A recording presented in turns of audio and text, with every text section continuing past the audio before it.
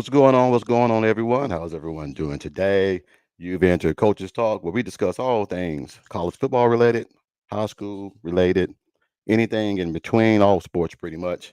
I'm your host, Coach Ricks. And before we get started, please hit that like button, hit that red subscribe button, man, ring that bell, man, so you'll catch all the content that I got going forward. Man, today, man, we got a special treat for you guys, man. I decided that I want to try to get with some former coaches and everything and prior coaches and try to give them a little love before the season starts. And today, man, we got somebody, man, special, man, from the 918.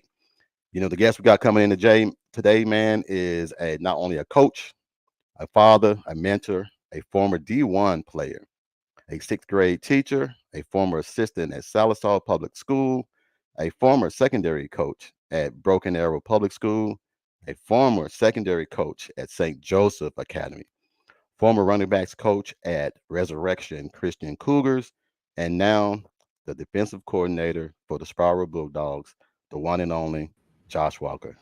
What's going on, Coach Walker? How you doing, bud? I'm doing all right. How you been? Man, I'm blessed, man. Blessed, man. Glad to get you on here, man. I know you're busy, man, getting ready for Panama, man, here in a few more weeks, man. So I just wanted to have you jump on, man, feel for how the season's gonna go, ask a few questions, man, and try to show some love and shine some light, man, on the Spiral Bulldog this year, man. So how's things going your way?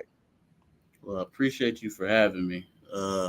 Yeah, things are going pretty good so far. Just trying to get everything situated, get the kids up and ready. We got another scrimmage this week on Thursday, and then the following Thursday, we open up the season with Panama at Panama. Okay, okay. So is the season going the way you wanted to go? Any injuries or anything like that, man, that's gonna have a little setback for you guys? I mean, any team really has, bumps and bruises always in fall camp before the season starts, but nothing too serious. I think the main thing is just trying to get everybody clued in on what's going on and then get this boat on the road. I feel you on that, man. Well, like I said, didn't want to keep you too long, man. I just wanted to try to get on here, man, ask you a few questions, man, try to get some background on your coaching journey and things like that, man. So we're gonna try to jump in, man. And like I said, feel free, man, to take your time and answer these questions the way you want to answer them, man. My whole point is to show love and get the flowers and everything, man, to the coaches. Being a former and a present coach, man, it's a lot, man, and people don't understand that it takes away from your family, it takes away from so much, man. But you do it, man, because you love it. You want to mentor, you want to show kids the right direction on how to do things, man. So I commend you, man, for doing that. But the Thank you. first question that I want to ask you, man, is when you hear all the accomplishments, when I introduce you, what goes through your mind? Man, not a whole lot goes through my mind. It's just the long road that I took to get where I wanted to be at. Uh, growing up in Fort Coffee, we was always outside. There's not a whole lot of things, like we didn't have a lot of things like the kids have now, like the tablets and Oh things yeah, like yeah. that. So we was always outside. So it just lets me know along how far I came. Yeah, man. Hey, I feel you on that, man. Like I said, man, I always tell people, man, no matter how high I get, I will always represent the 918, and then I represent the 501, and now I'm representing the 704, man. So I'm gonna always represent 918 first Yeah. because that's where I got my start from, man. And watching all the guys before me and that set, Coach Bunch, Coach Blankenship, Coach Garner, all those guys, man, back in the day, man, had some type of form of me becoming the guy and the coach I am right now, man. So I appreciate that. You had a lot of guys when we were growing up that we all looked up to. That was kind of our father figures, you can say, these Oh yeah. coaches. So, you know, I appreciate a lot of things that they did for me and then made me the person who I am today. So it's a lot of love for them. Oh yeah, man. You got to give those guys love, man, because being a coach, man, it's like I said earlier, man. You're not only a coach, man. You're a father figure, man. You're a priest. You're a minister. You listen to all our Mhm. problems, man, and you tell us what to do, what we should do. You know, our confidant and everything, man. We have struggles. We have, I mean, it's everything, man. So, to all the coaches, man, I give y'all love, man, because it's a daunting task, man, to go out there and do what you do. Yes. Uh, Next question: when you see, I see you're a middle school teacher, man. How much has it changed in the classroom since you were there as a student?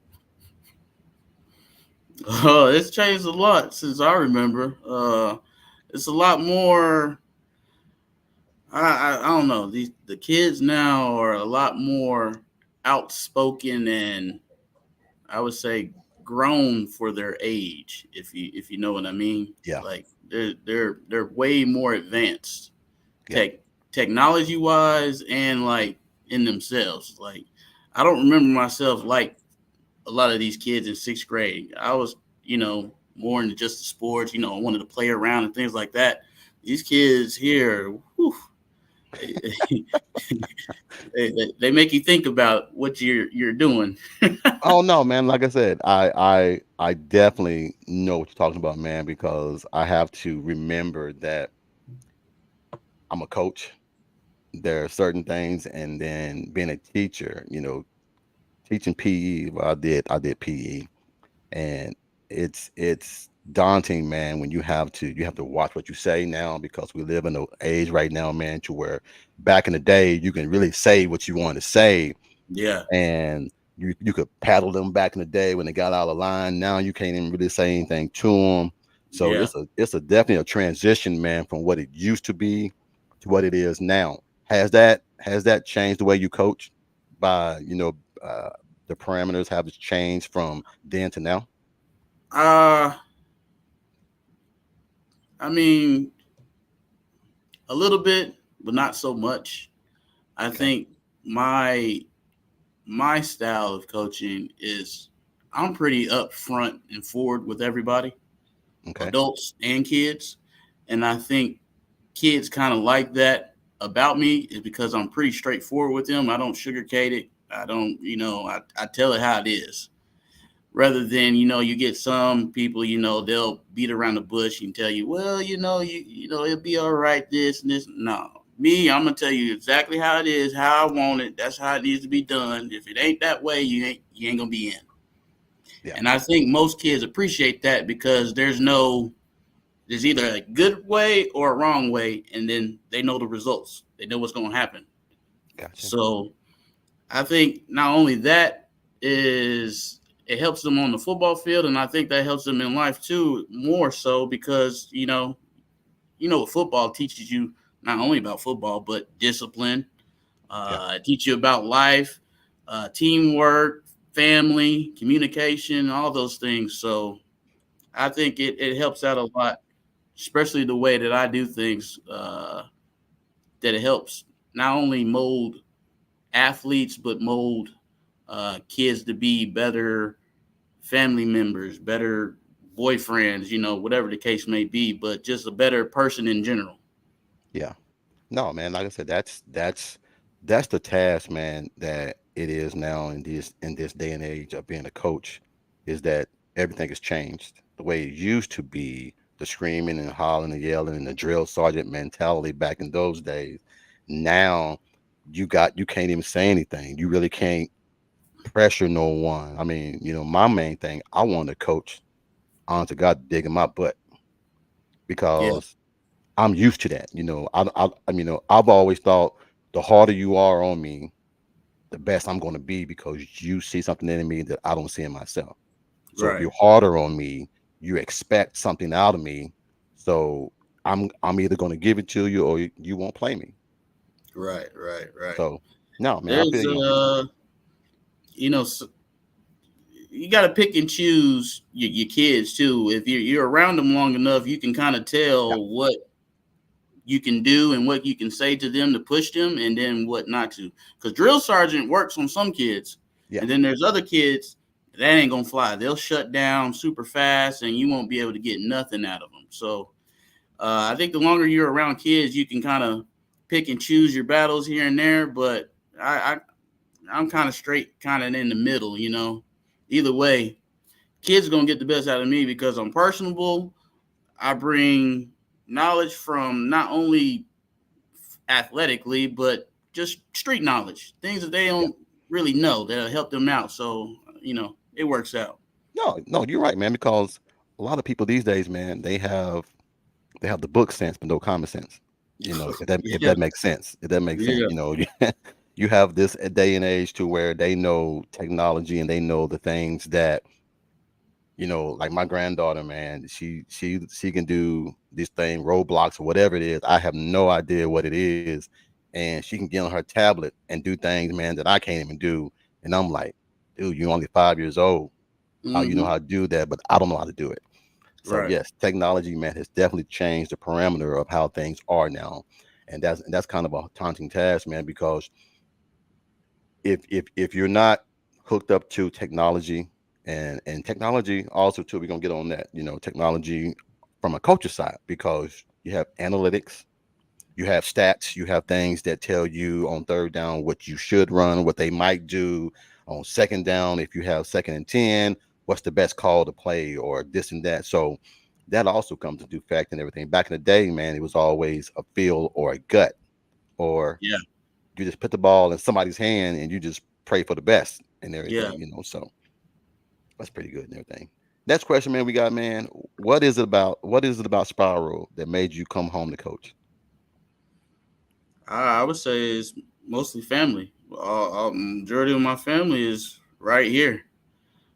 So anytime you can get around family, a good home feeling, it's good. I've been away for a long time. Before Yeah. I came back, I was going all over the places. So you know, so it's good to be back around family. With my moms and my uncle Mike and all them. So if anything, if I need anything, they're there to help me out. If I need anything, especially with my kids. So um, Support it's good. system. Yeah. That old saying, it takes a village to raise a family, and that's what we had back in the day.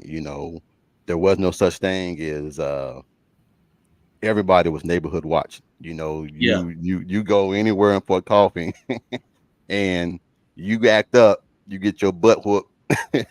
Oh yeah, yeah. then Your parents gonna find out before you even get home. then you get home, you get another butt whooping. I mean, I remember one day, man, I took five of them one day, man, but that's a different story. I took five of them, and it wasn't pretty, man. My sister got me, then my grandma got me, then my mom got me, then my uncle got me, and then my dad got me when he came home. So trust me, Boy, man.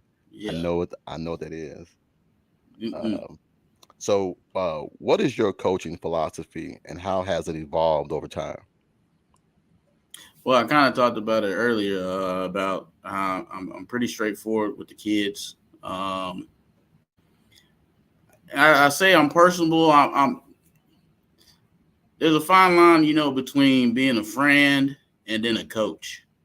Yeah, Uh, you don't want to cross over too much over to that friend zone because then the kids think they can just come up to you and talk to you however they would to their other friends and things like that.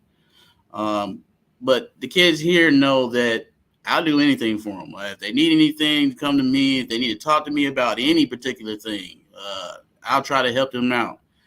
They know even on graduation days, I tell them, hey, be responsible.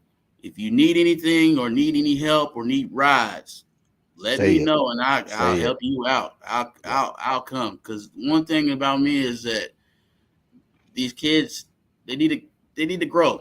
They need to yeah, grow and keep on going, living a young, successful life. They don't need, and everybody does makes dumb mistakes here and yeah, there, but don't let that mistake in your life or in somebody else's life. yeah, So I'll go ahead and chunk that up. Hey, I'll come pick you up, Uber, whatever I need to do. Just call me. But like I said, as football wise, I'm straightforward with them. Hey, I need this done. This is what's going to happen. If you don't do it, you already know what it is. So, yeah, like I said, I think the kids respond better that way.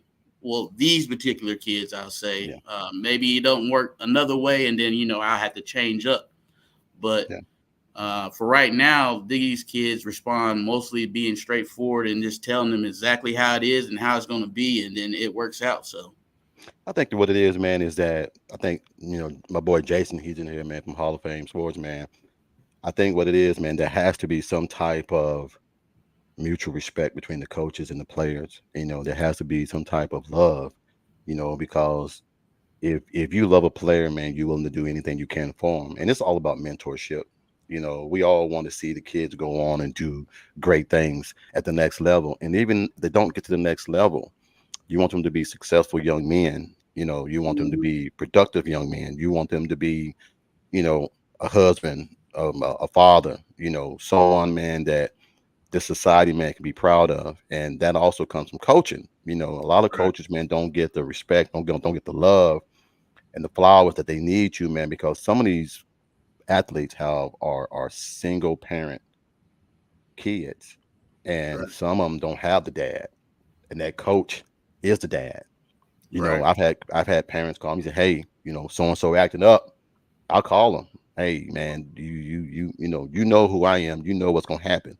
If you don't clear up. But it's hard, man, when you have your own kids and then Hmm. you try to be a coach and a parent to somebody else's kids. you know, it's hard, man, because you don't want to alienate your kids, but you also want to be there for them in case they need it and everything. And I have to tell my daughters, man, hey, they don't have what you have. And sometimes, man, it's best to help get those kids and everything, man, on the right street. Because if you're supposed to go left and you go right, you might get to that destination, but it's gonna be a little bit longer than what you would have taken if you had taken left. Yeah, yeah. I mean, there's a bunch of kids that that don't make it to Oh man. college football wise. Fort Coffee Uh, has a lot of them, man, that didn't make it that should be yeah, there. yeah. And man, that breaks my heart because when you go back home, when we go back home and we see these guys and we don't tell them, but it's heartbreaking to see all the accolades and the plaques and the names and the statues and things in Fort Coffee and Spiro, but then they didn't get their break. They didn't get to that Or they next took level. the wrong turn. They took the Yeah, wrong turn, yeah. and You're I right, think Jason. mostly is Yeah. that is just because they didn't have Structure and that that mental. structure or the male figure Yeah. to kind of get them that way. Like me, I growing up. I mean, obviously, I was around a lot of stuff uh, growing up, but there's a lot of cousins that I had, that was around all that stuff and doing all that stuff. But for me, sports was my only way to get my mind off of all that other stuff. Yeah. Uh, so I mean, it helped, and then it also helped that my mom's a teacher, so she keeps me She gonna keep straight you in on there in check. the line. Yeah, she keep me in Lynn check. gonna keep you in check. But still, when I think about it, though, it was just kind of crazy that I was able to make it out, but a lot of my other cousins around my same age or a little bit older didn't make it out. Yeah. You know what I mean? Because of the same stuff. So it just makes me wonder, like, dang, I was able to get out of there by just focusing on certain things. How come they weren't able to? But then as I got older, and you see the cycle going over and over and over and over again, it makes sense. Yeah. But you don't know, how it is, man. It's just some make it, some don't. It's just what you do with the opportunities that you do have and Yeah. making the most out of those opportunities. Man, by you saying that, Josh, man, coach, I I I I tell people, man, down here, and I know she'll probably hear it now on this podcast. But to me, the worst thing that ever happened to me was leaving for coffee. Um, I was me, Mac Chambers, Ryan Franklin. The three amigos. You saw one, you saw the other ones, and Hmm. we were so good in all the sports together, and we played together. And then we were getting recognition from colleges, man, even in the ninth grade. because we were so good. We were going up against Brian Country Reeves, Big Brian Reeves every year in games, Oklahoma, man. And we would go 35-1 every year and play that big dude, man, and we just could not beat him. But then I leave Fort Coffee, man, and go to Little Rock, and you go from 3A to 7A. That's a Hmm. big that's a big gap. That's a big Yeah. jump Yeah. to where a school of 500 or 300 graduating to a school of 2,000 graduating. Yeah. So you get overlooked a little bit, but I was blessed with the skills and blessed with the knowledge. I had both of my parents, man, that really much guided me. And like you said, had that structure of you ain't doing this, you ain't doing that, you ain't hanging with that person, you better not go do with that person. So when I got out of school, I didn't have no problems. It was Right. either go to college, go to military, come out, do good, and now I look back on my life, man, and I say that might not have been the worst thing. That might have been the best thing for me is to get out of a situation because as I know, every Saturday it's the same old, same old. Yeah. Nothing changes, nothing is done. I mean, you just do the same old, same old. So no, yeah, man, I think you're right on that, man. Having that structure and everything in order to get to that next level and to form a mentorship with these players, man. I really commend you on that, man. 'Cause that's a tough one that most coaches don't excel at Yeah. on that one. All right, man. We can jump back on these questions because we're getting kind of far left with the emotional stuff and everything, man. But uh, what has been your most significant accomplishment as a coach? I think mostly is just hearing back from players that I've coached before over as the time passed and hearing them talk about how things are going with them, athletically and just on a personal level. Uh, I've I've had some bad apples and I had some good apples, but to hear from the bad apples at an early stage and then come to now when they've gotten a little bit older and hear that they've been able to change and they're not no longer bad you know what I mean? They're not Yeah, bad anymore. They changed their life, however the case may be. That brings more joy to me than hearing somebody doing really well athletically. Because, like I said, I'm not only just trying to help you get better in sports, but I'm also trying to help you get better as a person in general, based yeah, off of the knowledge that I have. So, just hearing the stories and things like that from older players of how they are raising a family, that things are doing good, they got a job, they ain't doing the things that they were doing before, and they're just happy now. That's the most successful you can ever have from a coach, I think. I got you. I got you. Well, hey, that some there again, most coaches, man, they don't see things the way you see things, and I think being a coach at a little small school, man, you have the arm to reach so many kids, man, because there aren't so many that you Hmm. can put your arm around them and say, "Hey, you're not going to do this. You're not going to do that," because those are what Coach Garner and Coach Bunch and Coach Blankenship they did for me back in the day. Is they'll see an athlete, man, that might be hanging around the wrong people or hanging around the wrong crowd, and they'll put you to the side and tell you, "Hey, I don't think you should be doing that," and you have to be uh, um, I call it the yes sir, no ma'am syndrome. You have to understand that that person has your best interests at heart, and they're trying to just give you something to help you out. They're not trying to tell you what to do. They're not trying to be your boss. They just say, I would rather you go this way instead of going that way." Yeah, If that like makes we sense. said earlier, they we see something in them that They they don't see don't in see in themselves. themselves, and Yeah, maybe other people don't see in them either. yeah, So it's little, just a little push. Hey, go a little bit over to this side a little bit. Stay in this lane a little bit. yeah, Don't veer off. yeah. But it happens. All right. Being a former player here in Spyro, does it come with a little bit of pressure coming back home as a coach?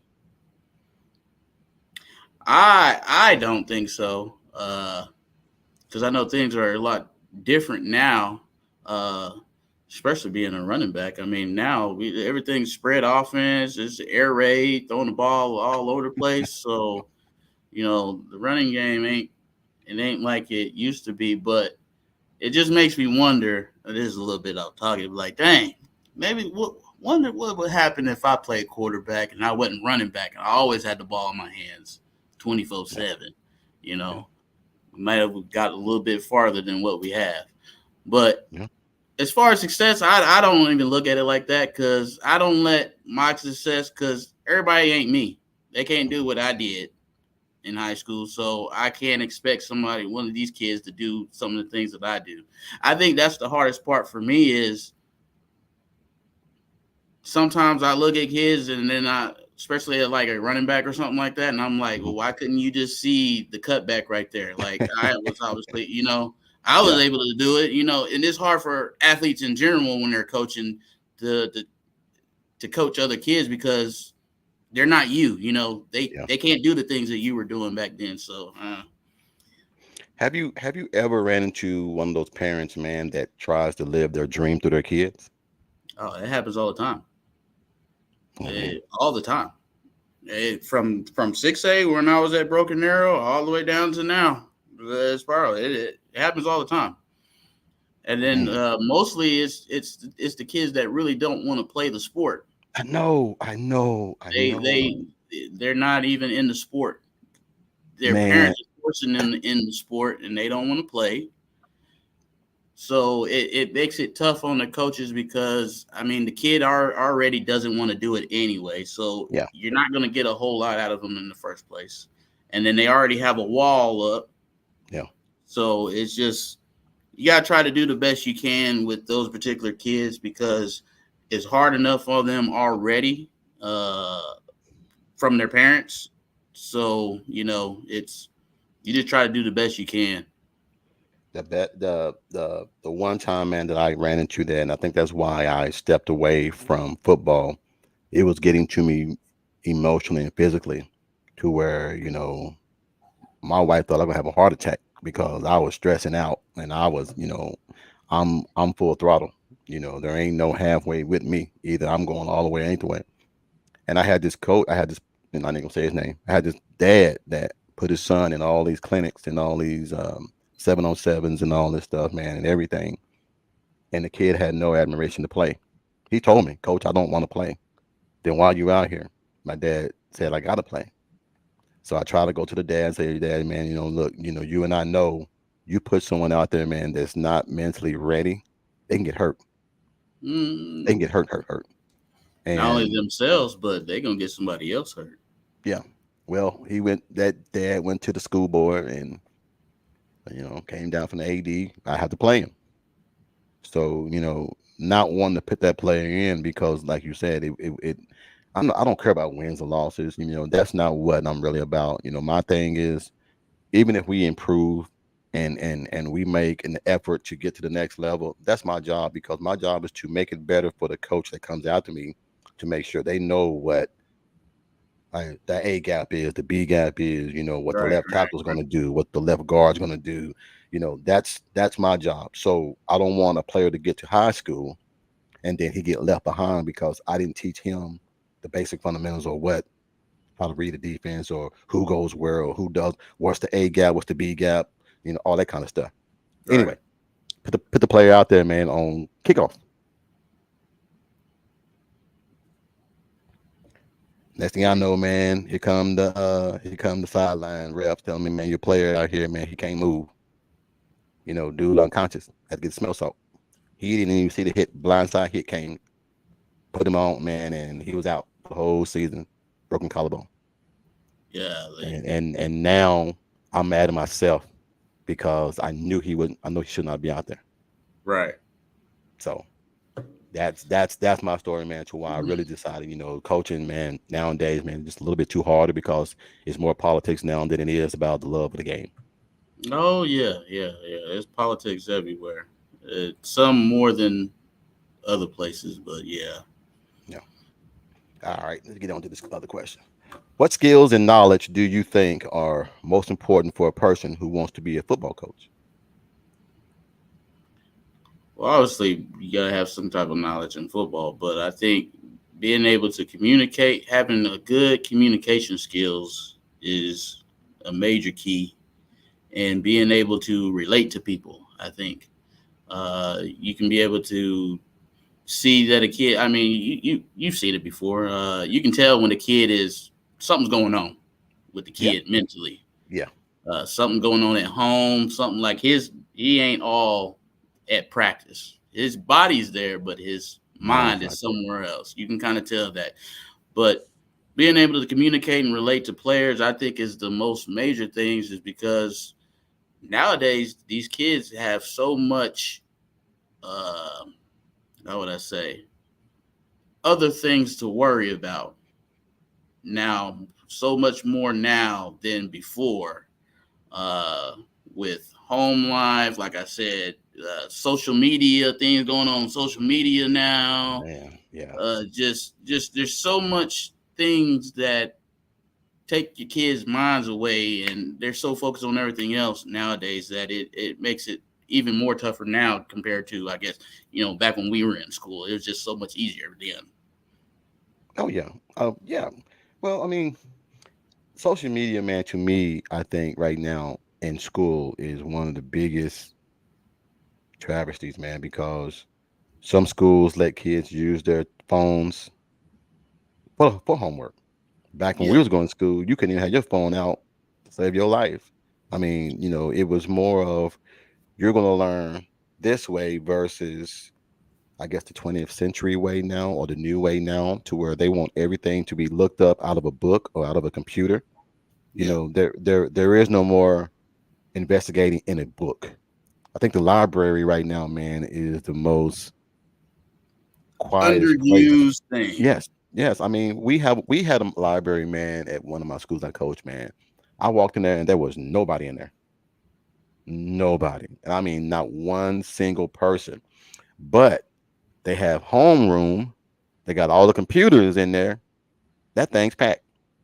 Yeah, So I'm trying yeah, to figure out, are we trying to get them to see the world in a different way with computers only?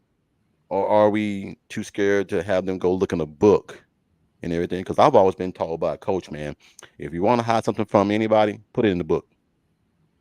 yeah, They'll never yeah, find it because no yeah. one wants to go pick a book up. Right. No. And I think that there needs to be a healthy balance between the two of old ways and a little bit of new ways. You know what I mean? Here and there. Because if you think about it, and this is what my mom was talking about, kids nowadays, their writing skills is terrible because they don't write no more. Yeah. Nobody's writing anymore, and kids' reading skills is a little bit off too because no, they're not really reading.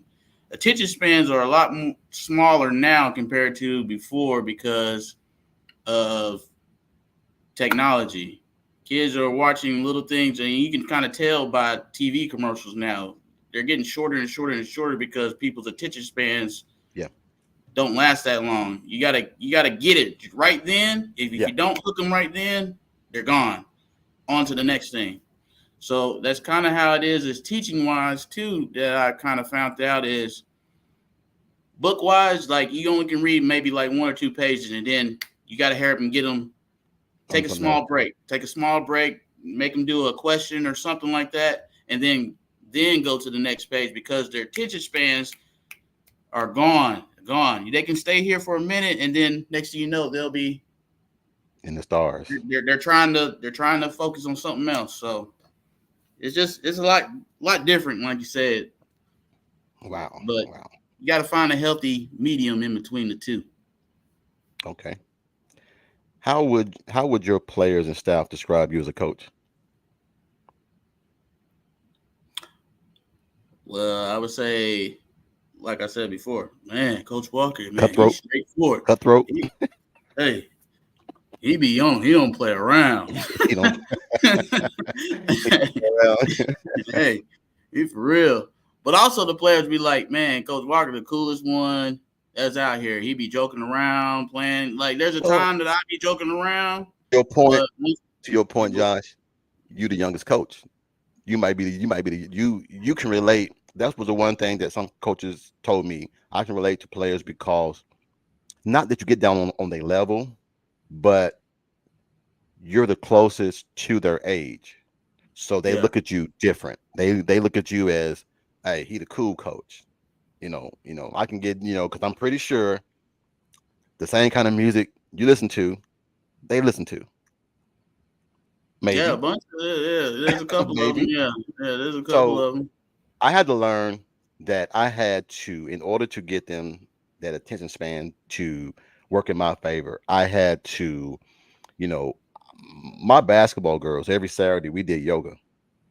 They were like, "Why are you doing yoga?" I ran my programs like I did college when I was in college because I want them to know everything. I'm gonna throw everything at them. We Hmm. try to hold back knowledge from these kids because we feel like they're not ready. You throw everything at, I'm gonna throw everything at you, and whatever you retain, you retain. But I'm going to throw everything at you. It's not my job to sit here and say, well, I don't think he or she's ready for that right now. I'm going to throw everything at you. While they're doing yoga, flexibility, I do it and everything because I want them to be a team. When you saw one, you saw all 15. There was no three here, four here. I mean, you saw all 15 of girls together. Right. And and the I guess you want to say at the end, the result of that is you go 2 years undefeated to where you don't lose to nobody. What did you do, coach? Well, I did this, I did this, I did this, I did this, I did this. Many try to duplicate it, but they can't because they don't have the same type of love and the same type of they're not open like you and me and everything. We knew what uh we run barefoot in the country. We were some dogs back in the day. Yeah. Now everybody's timid. Everybody's timid. Everybody don't want to do the grunt work, if you want to call it, to get to where they Right. need to be. Everything needs to be 707 or go to this AAU thing or go do this. We didn't have AAU growing up. Yeah. Yes, Jason, I said yoga. My girls did yoga. Jason, he killing me with all these questions, man, because he's funny with that. But yeah, my girls did yoga. Uh, they play flag football. I try to make them as agile as can be because when you have basketball girls, you need for them to be very agile, and even Hmm. boys need them to be very agile. A lot of them boys down here, man, they did yoga, and some of them did. Hate to say it, some of them did ballet. Yeah. Yeah. Yeah. I heard of a couple of them doing that. I know if you go to the bigger schools towards like the city, they have a yoga instructor come in and then have them. Yeah, It's all mental, yeah, working on your yeah. mental, and obviously getting being flexible. You see Jason up here talking about I'm messing with Yeah. you and about Beanie Wiley. Man, he used to kill me with that Lincoln Riley defensive coordinator crowd Oh, P90X. Man, don't get me on that, man. I'll be here all day talking about that crazy dude, man. I mean, how can you be a strength coach and your conditioning is a P90 machine instead of weights? hey, no comment. And look, hey, you gonna have to. I'm gonna get Jason on one day, man. When I have, I'm gonna try to do these coaches every week, man, from back home because there's so many of them. And I just love, man, getting you guys on here, man, to give you guys y'all's flowers, man, because I think a lot of people don't know that there is not only great players, there's great mentorship, there's great young men that are raising their. I mean, I'll give you just a prime example. Henry Burris used to have Upward Bound up at Langston University. We would go there every summer. He would have a bus load and would take a bunch of Fort Coffee kids up to Langston to get us familiarized with what the college life is, how they do things, what it's going to take, your SAT, your ACT, what do you need from him? Those are the kind of role models that we had back in the day. Now you have all these camps and a. Can you imagine all the talent that came out of Fort Coffee if they had AAU and camps in Fort Smith? Yeah, it would have been ridiculous because I don't remember even having those whenever I was in school. There might have been a couple that I know of, but nothing too serious. If I knew anything about that, I would have been going. Oh yeah, yeah. No, well, and like I said, nobody knows and everything, man. Like when I came home for a while, I moved back home. Even me and you, man. We exercise in the summer. We would play flag football. Yeah, To try to keep. I mean, everything was always sports, man. We grew up around sports, and my wife is like, when is it gonna be enough? Like I've always told my wife, if I can't play basketball no more, you might as well go ahead and dig my grave now. Well, I don't feel that way no more. But I still play basketball with the younger guys. I still play flag football with the younger guys. I still play co-ed softball. I try to stay active, man, is because that's all I know. yeah, Coming from where we come from, that's all we knew. There yeah, was no off season. You play basketball and football and everything all year round. There was no off season. yeah. This is just my way of. I don't play anymore, but this is my way of staying involved in it in some shape or form. Because sports is never gonna leave me. I have it's in some way if I got to referee it. So take my have my kid. My kid's in flag football now, so I have to be involved in it in some shape or form. Being a parent and coaching, is it and I know the answer to it, but I want the listeners to get your feel for it. Is it a daunting task trying to juggle parenthood and coaching? I would say so, mostly because of how my job is. Like I said, I got middle school. I deal with middle school kids, and then I deal with high school kids, and then I come home and deal with a 4-year-old. Ooh, you got all three So age, you got all I three got levels. I got a little of all. Yeah, So and it's he's full throttle. He just yeah, see he's daddy. full He don't see throttle. anything else. Yeah, it's daunting and tiring, but I wouldn't change it. You know what I mean? I wouldn't Yeah, change it. And that's the good thing about having being back with family. Like I said, that they can watch him since I'm gone all the time anyway.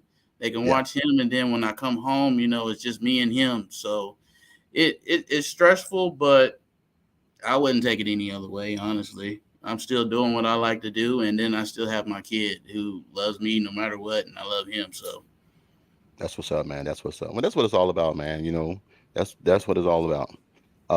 I don't think I got a few more questions, man. Like I said, if we're going on 45 minutes, and like I said, man, once we start talking about back home, man, it just flows. yeah, It's the love, man, and it's the love for you, man, and what you're doing, man, and how I feel about you, man, and that'll never change. And I think people don't understand, man, is that when older men like myself and older people, when we leave the 918 and then we go somewhere else and we excel, I think people forget that we love it so much, man, that we want to always show it love. We always want to be like, that's where I came from. I'm not gonna sugarcoat it. It was tough, it was hard, but I think growing up in Fort Coffee, man, built me for something better. It gave me that tough love that I needed. And like you said, the streets, we were exposed to things at a young age that most people don't get exposed to. But I think that helps us to become better men, to say, that's what I don't want to do. That's what right, I don't want my kids to be exposed to. And I think when we do that and we come together and say, hey, there needs to be a change, there needs to be structure. I'm going to be that bridge between my little man and what he's going to be down the road. right. And I think that is mostly why I became a coach. Yeah. Uh, Not only just because to teach kids things that I know now that I didn't know whenever I was in school Yeah. coming up. Because most of the time, most people just use their athletic ability. They didn't Yeah. know the ins and outs of things Yeah. to their particular position or whatever the sport may be. Yeah. But not only that, but just coming up and growing up and seeing the things that we saw that most kids don't have to deal with Yeah. in Fort Coffee, Yeah. especially back then. Oh yeah. Uh, I think that was the main thing for me is just to the kids that come out of Fort Coffee now and other kids, I can share information with them on, hey, I've been there, done that. This is what you don't need to do. You Yeah. don't need to be around this particular people, this things, like I'm proof. And me and a few others, we were able to get out of there. We Yeah. were able to be successful, go to college, play ball, everything like that. There's other ways of getting up out of Fort Coffee rather than a certain particular way. Yeah. So I think that was the main thing of just coaching, and not only just coming back to Spiral and coaching, but just coaching in general, because we know so much information based on our background on how we came up. It is very easy to share that information with kids today, like I said, because they go through a lot more Yeah. now than what they do than what we have, but it helps them out and being able to relate to them in that certain way. It may not be the same situation, but they are able to piece it together and attach it to themselves to be like, oh, okay, yeah, dang, he is telling the truth. He You was told me able to that. get up out of there. So, Yeah. you know, I think that's why, man, we try to, I don't try to be an advocate for uh trying to get up out of 918 per se. I just try to tell people, man, the honest truth. And sometimes, man, people don't want to hear the truth. They want you to mm, sugarcoat it. They want you to put it to a way to where it won't offend somebody. If you're looking for someone that's not going to offend you and that's going to just be the yes man or whatever, I ain't that person. I want everyone from the 918 man to be successful in whatever it may be. And like this podcast, man, somebody been begging me for the longest, man. You need to do a podcast. You need to do a podcast. You know too much. You know too many people. You've done so much. But the fear that some of us have about failing, you know, I don't want to fail. I don't want to fall on my face. I don't want to do this. Well, it can't get no worse than what it is and right, everything. right, My main thing is just a podcast. If I don't right, get no viewers, if I don't get no subscribers, this is just me being genuine and telling life stories. It's not right, about, sometimes I do sports. I love doing sports, man. I'm a OU fan till I die. I said, but I've been exposed to Clemson with buddies of mine that goes to Clemson. I've been right, exposed to North Carolina with buddies of mine that go to North Carolina. I've been exposed to NC State with female friends of mine and students going there. I've been exposed to South Carolina. I've been exposed to so much stuff, man. And parents have come back and said, "Hey, my child wouldn't be where they are without you, and this and this." I want people to understand and listen to you. Do a podcast, and all I can say, man, is that I'm a living proof. You're living proof, and a lot more living proof that the 918 is and I'm gonna go ahead and say it. It is a pool of talent that hasn't really been exposed yet. We talk about the priest homes. We talk about, the even with Tyler. We talking about the Lees, the Steels, the Walkers, the shows, Verses, the Bunts, the Schultz, the Delts, the Scots, yeah, the Chambers, the Franklins. Dude, you can go. You got every alphabet yeah, out there that family dominated and did it. And I'm going to get on this, man. I said I wasn't going to get on it, but I'm going to get on it. I made this list of people that I thought was role models to me and mentors to me that I looked at. It got, dude. I know because you was talking about it before. It went far left. It went far left. Hold on, right quick. Jason said, "How do you get eyes on these undervalued kids?" Coaches generally want to know. Uh, coaches, man, coaches are. I say coaches are pivotal.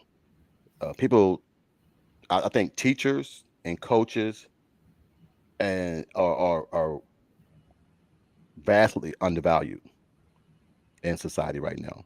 Um, People think there's something wrong with being a coach. Nothing wrong with being a coach. You can make a living off being a coach in Right. these days. But I think being a coach, man, that is humble, being a coach and everything, man, that is passionate about his craft and his players. I think that goes more. That means more than the money aspect of it. Is that I want, like you said, I want my players to come back and say, "Hey, coach, I appreciate you for what you did for me, or what you told me worked, or what you did for me helped me." That means more to me than you giving me all this money and praise. Is that when the players come back and show me that they appreciate everything I did for them. Right. Yeah. I think he said what was his question? How did he get eyes on the kids, the undervalued kids? He said, "How do you get eyes on these undervalued kids?" Coaches generally wanted to know. I think mostly is just your coaches and everybody else that's around you have to help put you out. Uh, there's a lot of time there's some really good kids, but they never get seen because nobody knows anything about them. Yeah, It's kind of like in the NBA or NFL, small market. yeah. If you're in a small market, it's hard to get out. So you got to make sure that the coaches and family. I mean, my uncle Michael and all them, they helped me put out film and everything whenever I was in school back in the day. So you gotta. What's up? You want to say hi? You want to say hi, cousin Willie? Say hi. What's going on, dude? What's going on, young man? How's everything? He said Huh? he's this many. He's 4? Yeah. Well, man, you need to come down here, man, soon because my granddaughter, she just turned 5, and I get y'all be road dogs. Y'all would get along great. Y'all would get along great. All right, go ahead. Well, he's something else, boy. He is. Whoo. Oh Once he no, get man. going, it's tough. No, man. That you know what? Somebody asked me, what's my legacy? And I tell them the truth. My 2 girls. They ain't no sports. There ain't no job, and ain't no nothing. My legacy is my 2 girls. So, Yeah, man. and Man, that will always be my answer. as long as I can bring him up and show him the values and everything, what's right and what not to do, you know what I mean? And he grows up and does well, I am cool based on, our background, you know what I mean? So hopefully it all goes well. Jason was saying, I'm asking you as coaches how to make sure that they get found. Uh, Oh man, I you got used, you got to use your resources. Get them out yeah, there. you know what, man? I was so adamant about using resources. I was so proud when I first started coaching. I was so proud that I felt like no one can do it the way I want it done. And I didn't go out and get the parents and get the boosters and get, the community involved. Once I got all that involved, everything just took off. And Right, I have to understand that same old saying that we had back in the day, it takes a village to raise kids. That is so vital and so true. I had to open up my let my guard down and let these parents come in because there are some good parents, then there are some bad parents. right, But the good parents outweigh the bad parents.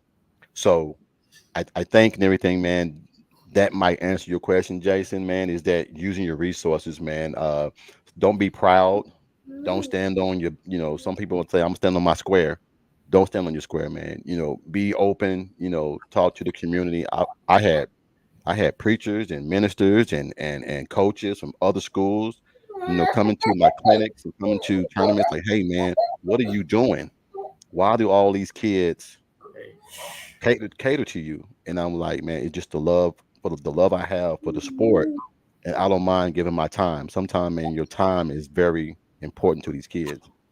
right. Yeah, I think, But and you think about it now, also too, is that there's a lot more resources now than before. So with the huddle and everything, these kids can make their own clips.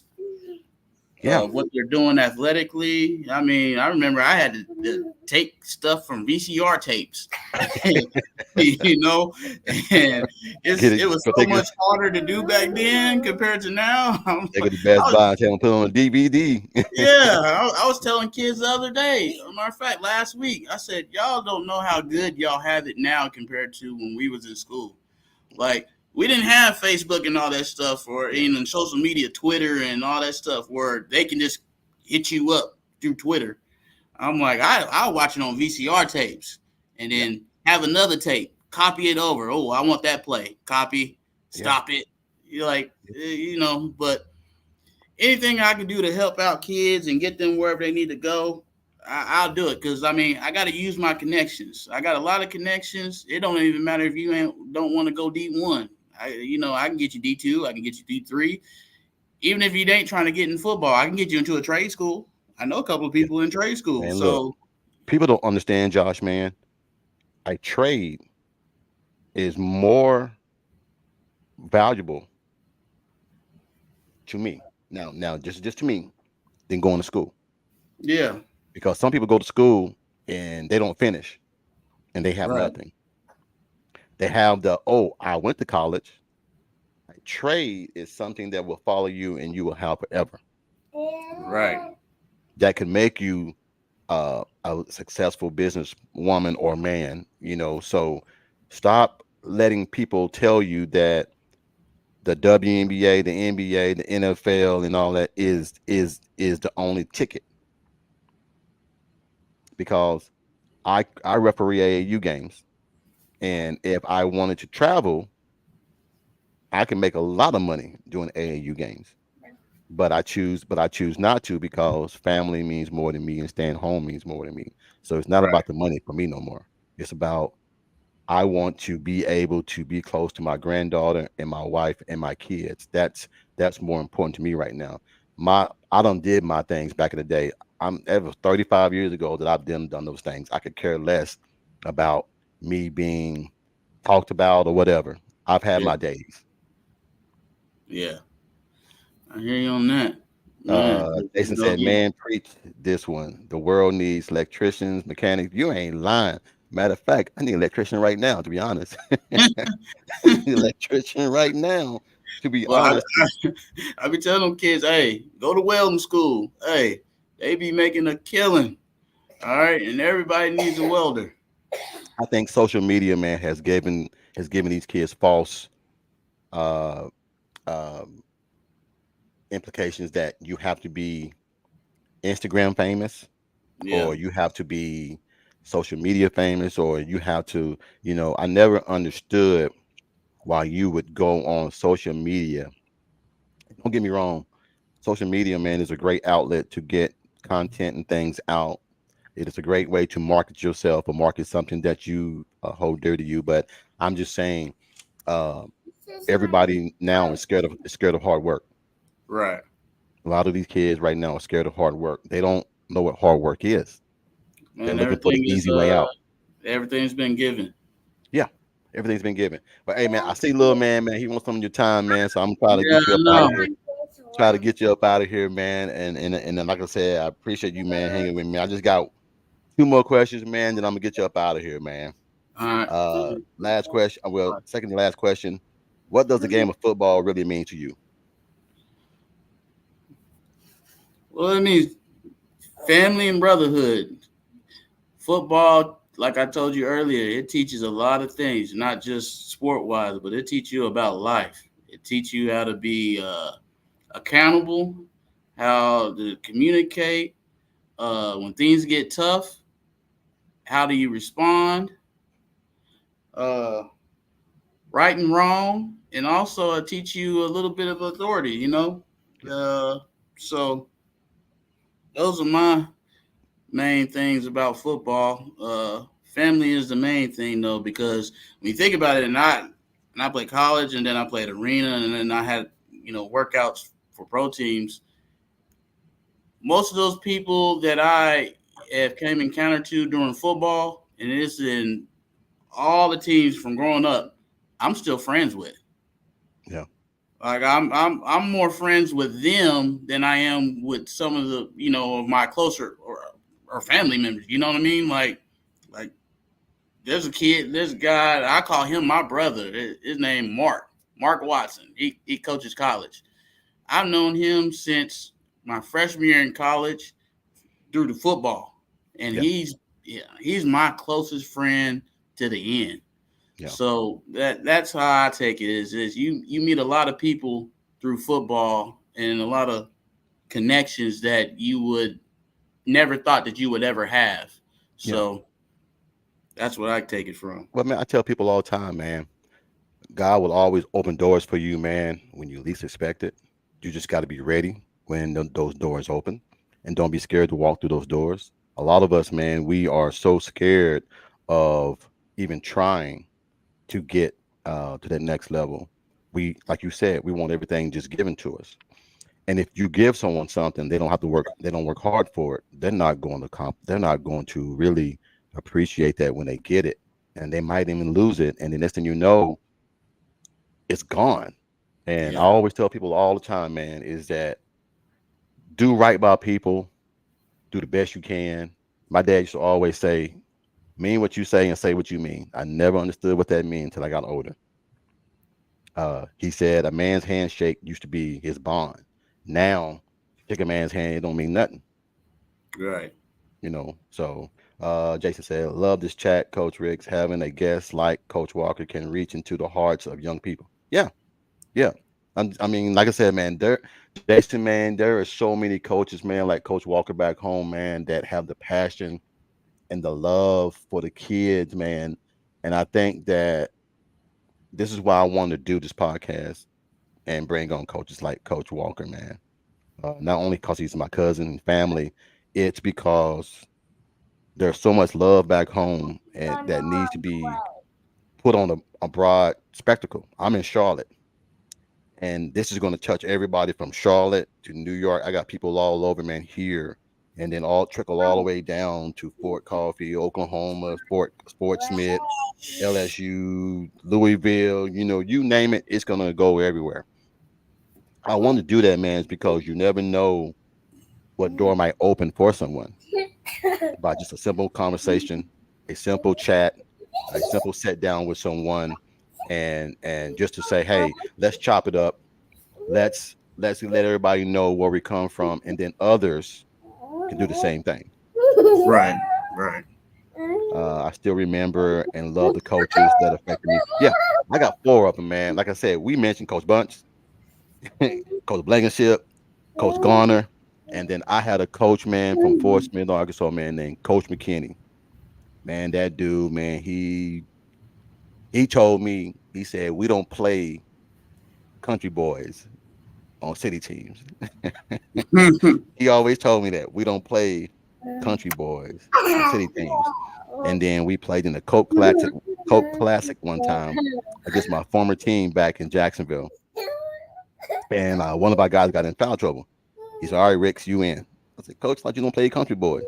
Said, get your ass out there and play ball. Went out there, man, and had the best game of my life. I think I scored 30 points that game, man. And from that point on, he's told me, I guess country boys can play basketball in the big leagues.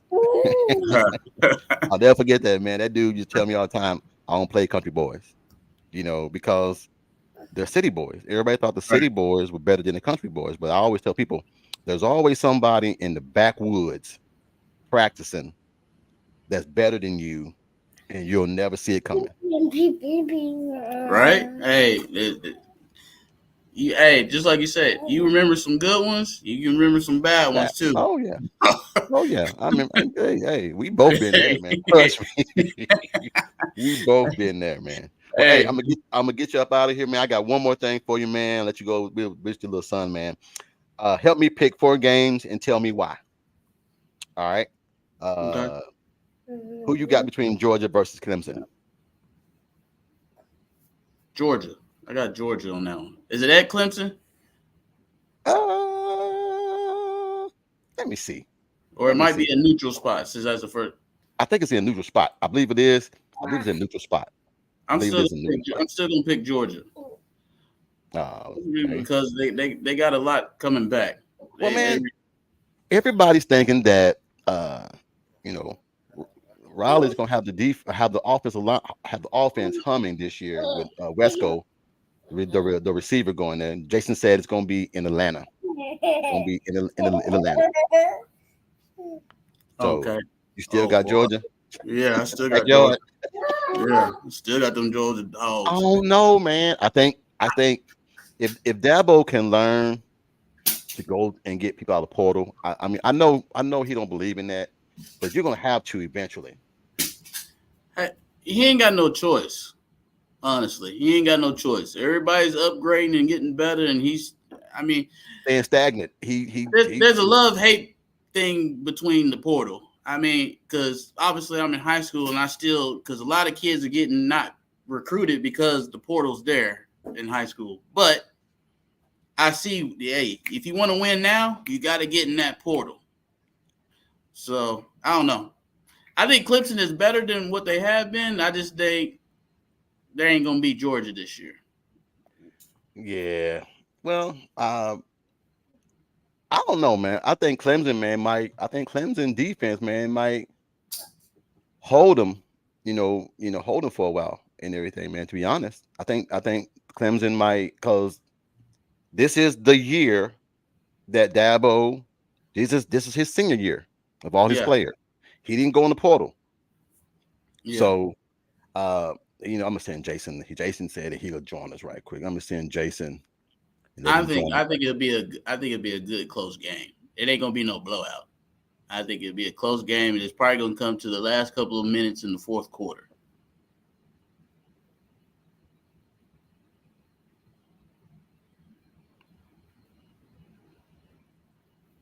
If it's close like that, then I don't know. But I think, man, that if they can just keep the game close, I think, man, that Mhm. they might pull it off, man. They Right. might pull it off. All right, let me try to get Jason here. The next one, man, is LSU and USC. Ooh, I Who you don't got know on that about one? that because USC is got a fresh quarterback. I'm gonna say LSU. Okay. I'm gonna say LSU on that one because I don't know about that quarterback that USC got.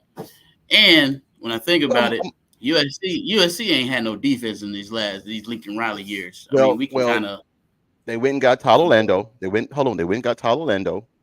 yeah. Uh, Jason said he'll jump in for a few minutes and, man, and introduce you guys. I think that Tyler Orlando might have USC turned around. I mean, they're not playing any type of high power offenses in the Big 12 in the Big 10 no more. I mean, there's only Ohio State that's a And high power offense. they still got messed with Oregon again though. Yeah, Oregon's pretty nasty. Oregon's pretty nasty, man. You know, but I just think, man, the LSU, man, they defense is not up to par like it used to be. When you Yeah, mentioned LSU back in the day, the defense used to make you just cringe. right. Now the defense is so completed, you know, it's just so completed and everything, man. You don't know and everything, man, if they're gonna be good on defense or and then the quarterback's gone. So, who Yeah, who you gonna try? I mean, they got all these weapons around them, true, trust me, but I don't know, yeah. so I don't know. This should be the year of USC trying to get back to what they're used to being. I mean, the offense is always going to be fine. It's just that defense is kind of hit and miss. Which, if you think about it, though, in the Pac-12, the defense everybody has to be fast and agile. They ain't really big. You know, in the Big Ten, it's nothing but ground and pound. So they're gonna have to get some big boys in there, real physical, kind of like how the SEC is. Um, other than all that air raid stuff, because I know like Wisconsin's no good, but they still can run the ball. They gonna line up too tight and just run straight downhill. You know? well, that's now when you say it like that, that's one thing that Lincoln's gonna have to learn. Lincoln's gonna have to learn. What's going on, Jason, man? What's going on, bud? What's up, Coach? How you doing, man? Good to see you. Doing good, man. Doing good, man. Coach, man. This is Josh Walker, man. It's my cousin, man. He's a defense coordinator, man, at Spiral Bulldogs, man, in Fort Coffee, Oklahoma, man. Hey, man, I'm a Bulldog myself, man. Artesia Bulldog. So, how's it going, Coach Walker? Good to see you. Man, good. My kid's saying hi too. You can see him in What's up, here. big man? What you doing?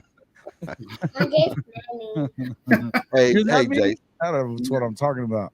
Hey, man. I was telling Josh, man, off air, man. Like you the guy, man. I'm trying to be like, man. When I get all Oh, this come said and on now. done, man, and Don't start that. 'Cause you gonna butter me up because I'm coming in here to wear you out. You okay, can't be talking about Clemson.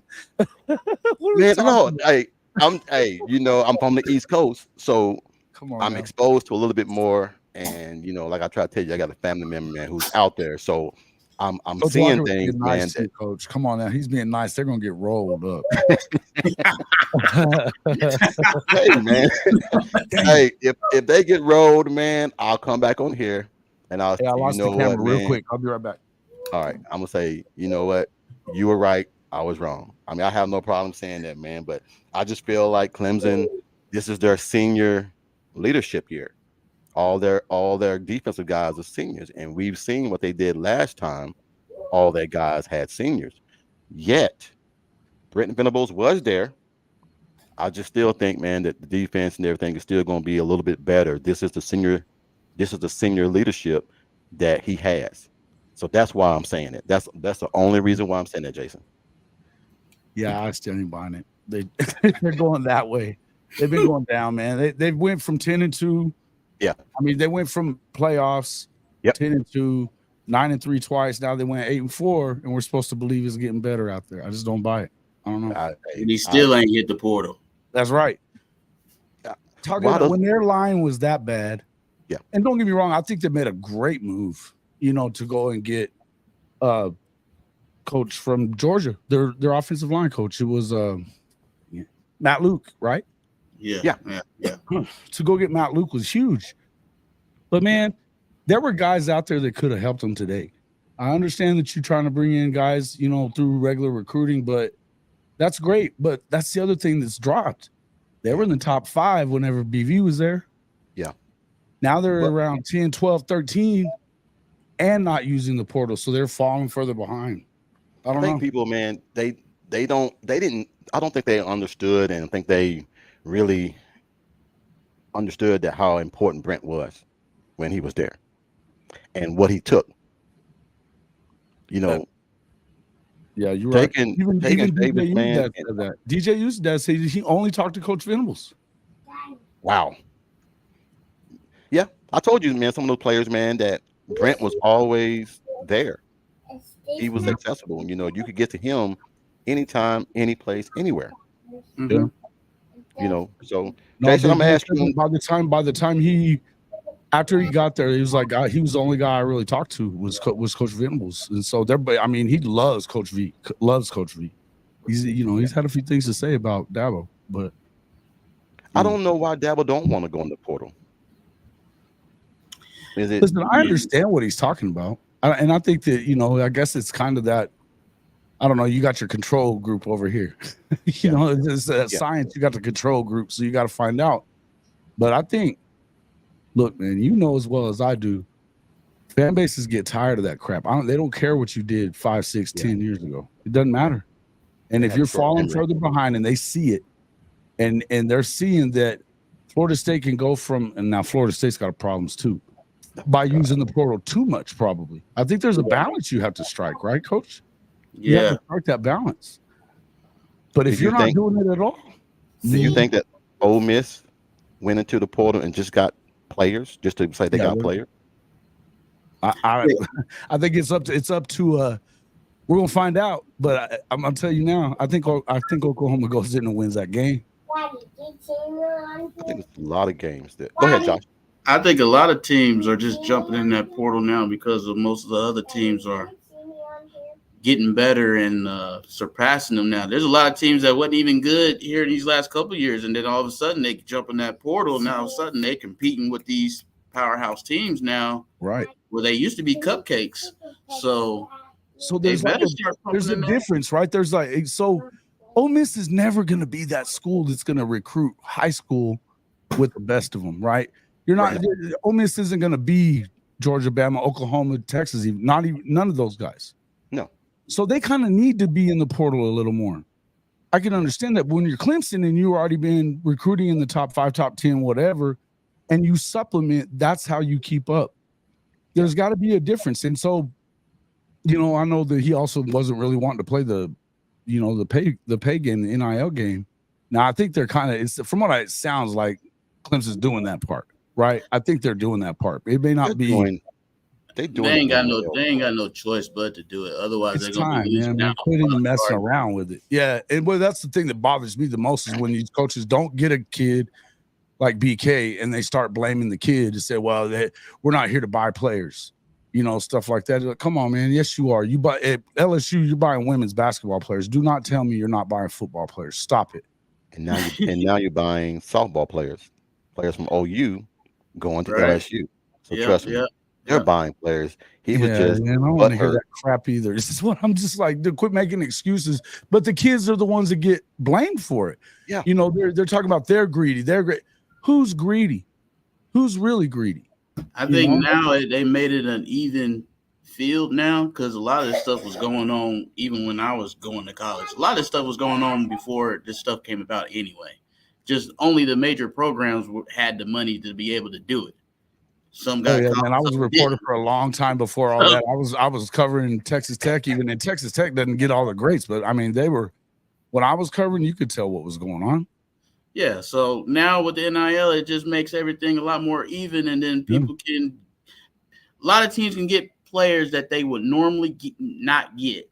True. That usually the Alabamas and all them will always get because the other teams don't have the funds to get it. Can I ask you this, though? This is a theory of mine, and I want to know what you guys think about it. I feel like in the NIL era, personal relationships, though, in recruiting are so much more important than they ever were because a lot of guys are out there with money. So to me, I feel like if you're not – we talk about Oklahoma, man, they're so big on the soul mission and just building that relationship with their families of these kids and everything else. I mean, it's real like that, and they're very selective on who they're going after, even in the portal. So, and I think it's a great example. BV kind of, yes, he was over there with Dabo, and I think he kind of agreed and felt the same way about the portal at first. Right. But he knew that look, Oklahoma ain't going to stand for that shit for very long. You losing. Sorry, excuse my language, but they're not having it. So you better get in there and get the right guys. Right. It takes the right kind of guys anyway for that, especially from BV. I know him a little bit.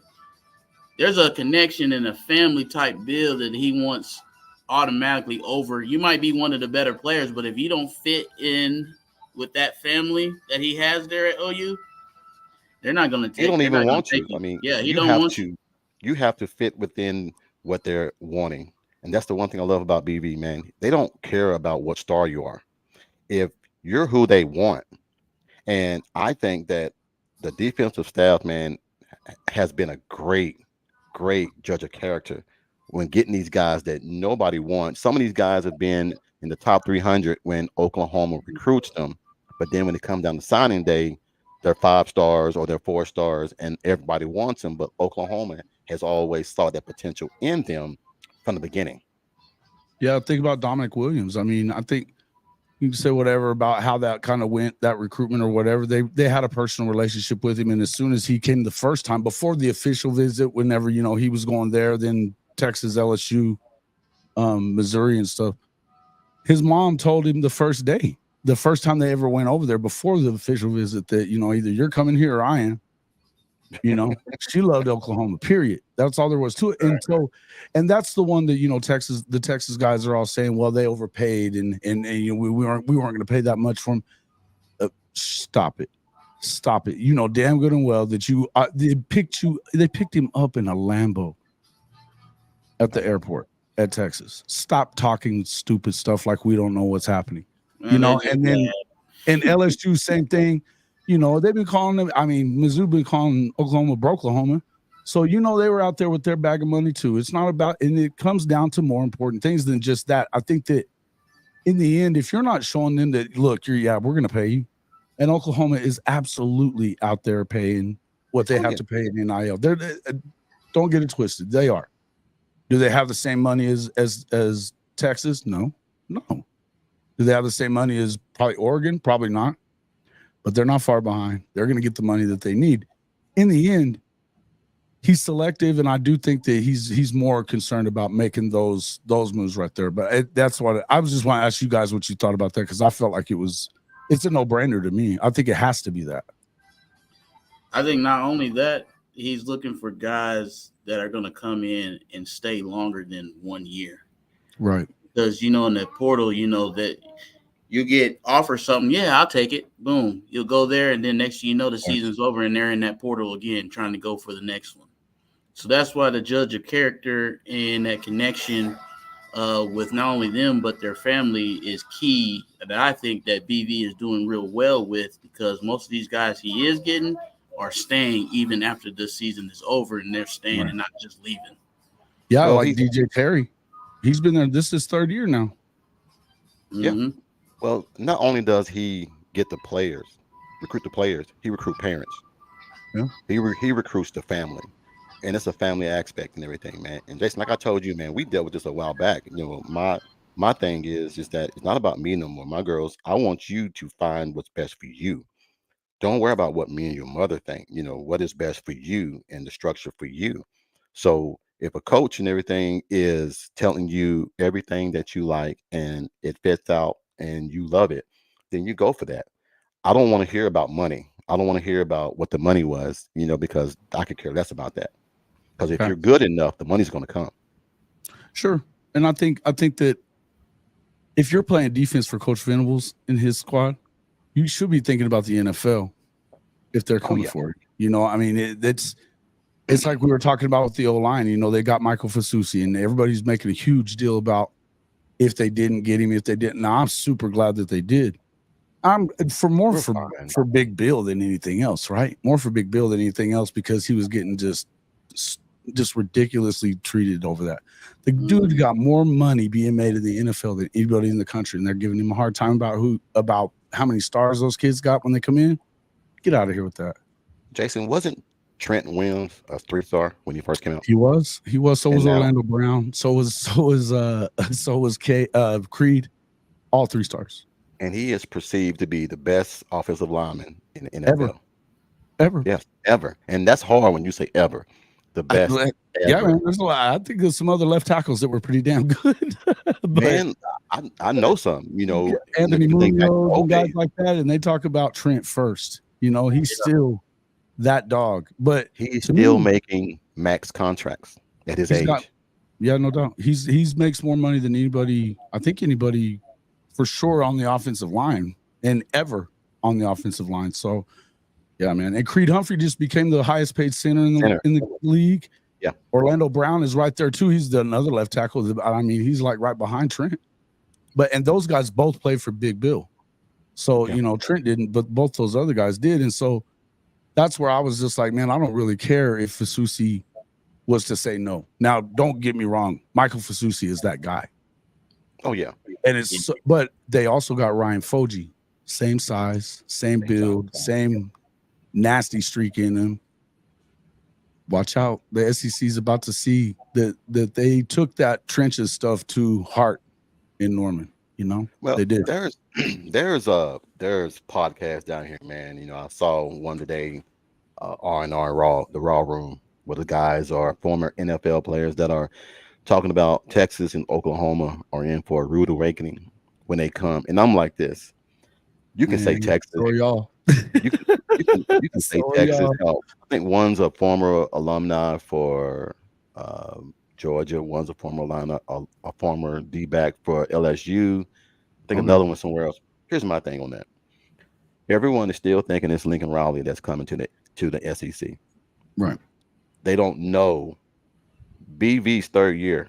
Everywhere he's went, it's been a top 10 defense. Everywhere he's went. It's gonna be a fun season, isn't it, Coach Ricks? We got all kind of receipts to pull. Man, look, I'm gonna tell you, man. I got neighbors on my left, neighbors on my right. I mean, I got flags down this road of every player team you can think of, and when they coach, who you for? Oklahoma. Y'all a few years away. Okay. Okay. I'm about to be living in SEC country, man. I'm moving to Alabama next week. Yeah, man. Like I said again, man, congratulations, man, on that one, man. You're gonna be Thank you, man. I you appreciate guys that. gonna be balling down there, man. Like I said, I'm gonna be paying attention to that, man, because I think everybody is about to get a eye opener on what physical tough defense is. Because Mhm. I really believe Oklahoma will have, if not the best top three defense in the SEC, Sure. I think top three nationally. Oh, I think it's going to be top 5, top 10 nationally at worst, and I think they're definitely top 2 or 3 in the SEC. I don't think that there's any way around it. You look at that defensive line. Well, Phil Steele had them at what, number 2 in the secondary, number 2 at linebacker, and like Yeah. 20 or 21st on the D On the line. line. Yeah. And I don't even think that they realize who all's there on that D line and how many are there. They And did because that it's line not about before they a got guy. dominant. You know, you think about Texas, and they were talking about, yeah, they're good in the elite. Last year on the D line, they were elite. But it was those 2 cats. We're talking 6 guys at the 2 interior spots. We're talking 6, 7 guys that they're going to rotate that are nasty. Every one of them, and including the freshmen. I mean, the freshman, one was probably going to start. You know? Oh, Jackson. Yeah, Jaden Jackson. Jaden Jackson. Nasty. That dude's nasty. And then I think we talk about PJ, we talk about Ethan Downs, but man, there's probably 3 or 4 behind those cats that are right there, and then that you just don't even know who they are. Caden Woolard apparently is a monster.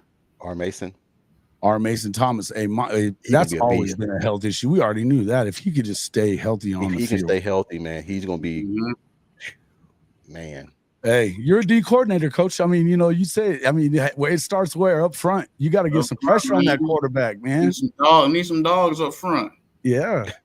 So that has been lacking at Oklahoma for so long since Gerald left. It's just not being that good. But if you know BV, he now has the time to get the guys that he wants in those particular spots. Because I think it's going to go back to the way it looked like whenever he was there in those second and third years when he was at Clemson. You had those big, rangy DNs, those big, tough, nobody knew about them. Nobody knew who they were. Yeah, nobody knew who they were. They weren't 5-star guys. They were when they left. They were when they left, yeah. And top 20 draft picks at that. That's right. So, you go get paid over there with Coach Bates. Quick question, guys. Quick question for both of you guys. Do you think that if BV would have had Perion Winfrey, you think he'd have been a top 15 draft pick? They told him at the Senior Bowl that what the hell was he doing? That he hadn't been taught the right technique. I forgot that he did get the most valuable player for. I forgot about that. Yeah, he did. I told him at the Senior Bowl, they're like, "What the hell were they teaching you over there?" He talked about it. Look, man, I'll tell you this: if BV had some of the guys, at least 2 or 3 years with the guys that Lincoln had on defense before, they would have been a lot better than what they were. Lincoln is kind of like, he kind of reminds me of a couple of other coaches that I know. But it's offense. Don't worry too much about defense because we're going to score more points than the other team anyway. Can't do that, man. And that's a detriment to the team because a lot of people don't get a lot of exposure and they don't get better on defense. There's a lot of guys that I thought, dang, they got a really good kid over there. Well, they get those guys every once in a while. They'd get somebody that, look, they're the ones that brought Billy Bowman, and they brought and Billy's a dog. Same with Stutzman, dog, straight up. But look at them compared to when they had. Yeah, they're now coming into year 3 with Venables, and they're all Americans. Yep. I mean, it's not even close. It's not even close, man. We thought we lost you there, Coach. I was like, man, I can't even control the ship, so I don't know what we're doing. No, man, I had to. The alarm was going off, man, and I don't like what to be in the podcast, so it's my bad. No, but I think he's right. Coach is right. You really, if you can think about some of these guys, like this is how many more guys would be like Stutzman and Ethan and Billy Bowman if they'd have had that third year having that time. I mean, they're blessed to have had these guys come in, and we're talking not just BV. Every one of these positions, Jay Valai and Brandon Hall, and now they got Zach Alley in there in the linebacker room. But all these guys that are coaches on this defensive side of the ball, Todd Bates was one of the best coaches, period. Oh, yeah. And people, man, until he finally got his 5-star last year in Stoney, which may not even be the best guy in that thing, and he got a bunch of blue chippers anyways on that D line. But man, I'm telling you, this guy has never had, up until he got to Oklahoma, and the guys he coached like once or 1 year or whatever, they might have broken the streak. Not one place that he's been that he didn't have a guy make all conference at least one time. Yeah. And I mean, he played at Alabama. Yeah. He played in the NFL. This dude is a dog, and won recruit of the year at Clemson that year when they had the 3 guys in the top, 12 or whatever it was in the draft? In the top 12. Oof, nasty. It's going to be. God, that Lincoln Riley is in California. Man, I still think back to that Rose Bowl game, man, and it just bites me every time I watch that game, man. It's a clip that always comes up every so often. That is the one game, man, that I really believe that if Oklahoma would have got past Georgia, they'd have won it. Yeah. They'd have won. I mean, and like I said, we can sit here and say would have. They weren't tiny at that point. That was before Schmitty left. Yeah. I talked to you. I said, "Did you just say yoga?" I was like, "Seriously, coach?" Well, that was for middle school. That was for middle school. You knew I was just messing with you. That's a trigger word for me, man. Well, you know how I feel about Beanie Wiley's P90X machine and everything, man. Right, for sure. But that's how I was like. To me, I was in the Rose Bowl that night. You could see that Oklahoma was every bit as big as Georgia and, strong, because Smitty was still there. And it was the first year after Stoops had left. So he hadn't had time to make them into babies. Yeah. And they still were terrible on defense. But, I mean, and of course that was Mike Stoops. But still, a lot of it had to do with the fact that, just like Coach was saying, no complimentary football. You don't care enough about it. But as soon as he let his foot off the gas and Sony Michel and Chubb got going, done and over with. Man, that was a tough day. Tough day, man. That was a real tough day. Well, Jason, I got 2 more picks, man. I want you guys to help me out on, man, because like I said, I'm we do this little poll at work, and we throw a little chunk of change in there and see who gets the best pick. What do you think about Miami and Florida? Give me the Gators. Give me the Gators. I don't trust Mario Cristobal. That's what I got. That's what I got. The Gators. Better talent. You're in the swamp though, and Billy's in trouble. Give me the Gators. I think everybody's underestimating Florida. Yeah, a little bit. I'm gonna take the Gators on that too because it's in the swamp. Tough place to win, right? I mean, it's one thing. Yeah. Even if you're, I think talent-wise, they're probably not as good as Miami, but we've seen what they do coaching-wise. Forget the not taking a knee stuff. There's a lot of little things that they haven't done right. And he's kind of running through quarterbacks. I don't know that Cam is really – I like Cam Ward a ton. Is it going to matter? I don't think so. We saw what happened with DJ, and he was supposed to be a seasoned quarterback. So don't know about that. And then, of course, Penn State and West Virginia. Penn State. Oh yeah, that's Penn State, man. I mean, not even. It's tough to play in Morgantown. It's in Morgantown, and you know how they like to burn couches and stuff in there. 3 touchdowns, man. They're gonna beat them by 3 touchdowns. I think. I don't love even Green as much as a lot of people do. I think their younger kid is better, and they just aren't playing him yet. So Green, the quarterback for West Virginia. Yeah. He played last year. He balled out against Oklahoma last year. Not against Oklahoma. He looked terrible against Oklahoma. Terrible. I could have swore he's played every game they played against somebody with a winning record. They weren't that good.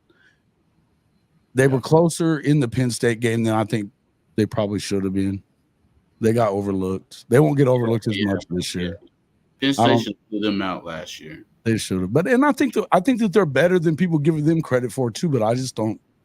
Yeah, I don't think they're there. If for some miraculous reason West Virginia does win, is Franklin in trouble? I think he should be in trouble anyway. But yeah, Yeah. probably. because he can't get it. He can't get it done. He's been You can't lose to a Big 12 team if you're him. No, it's bad. It's not going to go yeah. well. No, We're not even talking about the best Big 12 team. Yeah, that's what I was about to say. Not even a team that's like ranked, highly ranked. Yeah. Get beat, get beat by them. And I think depending on how bad they get beat, he might not even make it past the end of the week. I'm just saying. I mean, dude, he gonna give Lane Kiffin. whoa, he can't get on the bus. You're gonna leave Can't him, get on the plane. leave him out in Appalachia. He's in deep. Yeah. All right. What do you guys think about? Hate to say it, Okie State, and them allowing the players to put the QRC code on the back of the helmets. Go ahead, Coach. I'll wait. I mean, yeah, it's whatever. I ain't thinking too much of it. I mean, You don't think too much I don't of it? really care about it either. Too much. That one's kind of weird. It's weird because it's weird to me because I ain't never heard anything like that before. Do you think it's going to take away from the team? It shouldn't. Now, is that every player, or is that the key players? I think like it's gonna be on everybody's helmet, but I don't know. It had to be everybody's. Yeah. That's I crazy. think it's similar. Like Coach Prime is putting their like social handles on their jerseys for practice or whatever, which I thought was actually kind of ingenious because it's helping them make their own NIL connections or whatever, you know. Yeah, which I thought that was okay. I think that was fine, and I also think this isn't terrible. What I don't. 2 days before he talked about that, he was talking about tell your agent we're calling this, and all that stuff. That's the only part that I got a problem with is that he two-faced it. Yeah, and look, man, you know how I feel about Mike Gundy, dude. That dude is mediocre at best, and everybody loves on him, and he is mediocre. I'm sorry, he is. He gags when it matters. Yeah, he loves it that they get their little 3 stars and overachieve. That is the perfect thing for him because he knows when it gets big game time that he is going to choke like a dog, period, every time. Yeah. And it's just ridiculous. I mean, how do you not go get a guy like GJ Kinney or Jeff Traylor? If you want to, and now when you have an opportunity to actually win, you're not going and getting these coaches that are actually going to go out there and recruit their asses off and get you guys that you really need. And it's just they're always looking for issues. I'm gonna tell you what, they might lose week 1. They got a team on a 29-game win streak with back-to-back in the FCS. I think they're gonna get beat. Didn't they lose to South Alabama a few years ago? They did. Yeah, last year. Trust me. Last year by a bunch, 31-7. Got smoked. Say what, Josh? I said at home. 31-7. I remember that game. Yeah. Crushed. If they lose that game, they were 7-5, 7-6, something like that. Well, Mike, Gundy's he'll always lose one game that he's not supposed to lose. Bro. If he loses this game, they might be calling because, dude, all this nonsense with him and Ollie Gordon about the DUI and stuff and everything, and then with the QRC code and all this, and then you lose to a team that you are a 30-something point favorite on. But nobody even got on his ass about that, about the whole DUI talk at Big 12 Media Days. Yeah. They were loving him for that. Look, I'm not saying to kill Ollie Gordon over it. Nothing bad happened. No. But he basically went out there and endorsed it. Yeah.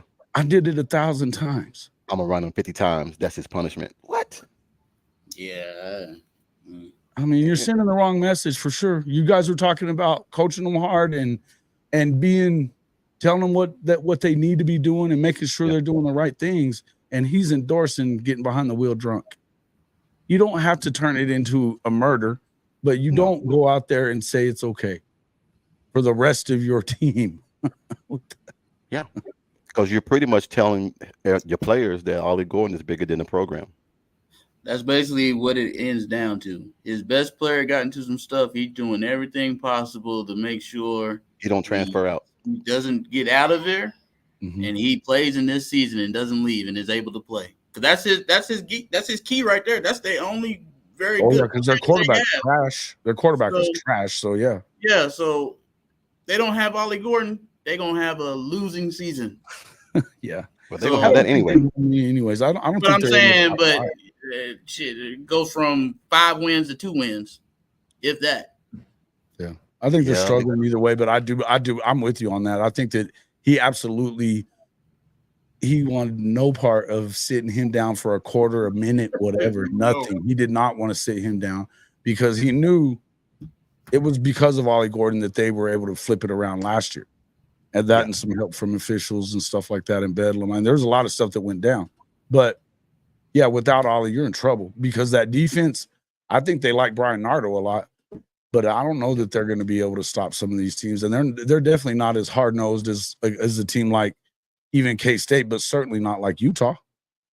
Utah's coming in. They are a miniature SEC program. That's the way they structured their football team. Is in the trenches, running the ball. Oh yeah, Cam's playing, and that's their opener in the Big 12. So get this: their first two, they've got the back-to-back FCS champions who are unbelievable. Then they've got Arkansas, both at home, but Arkansas Petrino liable to put Arkansas gonna beat them. There's going to be something there. Yeah, hey man, I don't doubt that at all. And then the third game, I don't remember who they're playing. The third game is pretty unnotable, so I'm pretty sure they're going to win that one. But then they go into Big 12 play, and it's Utah, K-State right off the bat. They're liable to go 1-4 to start. Man. Wow. 2-3. They're not getting out of it unscathed. You know they're not. Yeah. That their third game is Tulsa. They'll beat down Tulsa. Yeah, they'll beat Tulsa. They should beat Tulsa. Josh, that's your old team, right? Yep. You played at Tulsa? Yeah. I mean, and I like Coach. Coach Wilson's awesome, you know.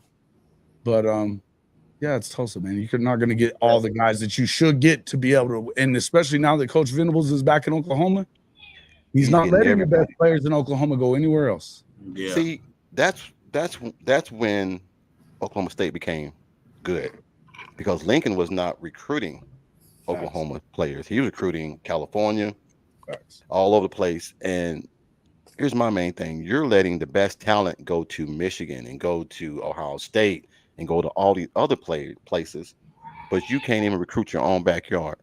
I never understood that. Still going on for him there in California too. That's why they're in trouble. SC's in trouble, man. That's why they bought, rumor has it that Pete Carroll is back on the staff to help advise. He said he's a professor or something. I was like, well, a professor of football? It was wild. But professor of recruitment. Yeah. Carroll's gonna recruit his butt off. That's for sure. 9 of the top 10 guys from California are going to either Bama or Oregon. Well, the and reason why Georgia recruiting, they're in Georgia recruiting, and their guys are getting out the state. You can't recruit Crenshaw High School, and you're in Georgia. Wow. Well, Pete Carroll was the only coach that would ever go into the inner cities and recruit. But even the other coaches knew. The other coaches knew to send their guys down there. Yeah. I talk to USCJ a lot. Love USCJ, man. He hates it that I talk shit about USC so much, but he talked about he grew up down there. He grew up down there right near USC. His grandmother worked at USC, and he was like, I mean, some of the head coaches weren't necessarily down there, but believe me, the coaches were down there every game.